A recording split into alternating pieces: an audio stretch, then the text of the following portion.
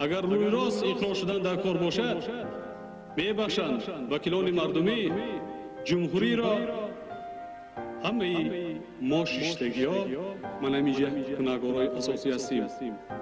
به درجه همین حالت ما آوردیم. خلق بیچاره گناهکار نیست.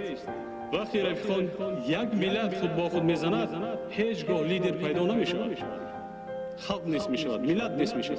ولایت کلاب طرفدار صلح است رفیقان، از اول تا به آخر. برای همینم به احساسات باید ما راه ندهیم. یکدیگرفهمی باید باشد. پگاه جلسه شورای عالی که سر شد کسی گناهکار است در نزد قانون باید جواب گوید. این جلسه آخران باید باشد رفیقان. برای نقطه گذاشتن جلسه آخران باشد.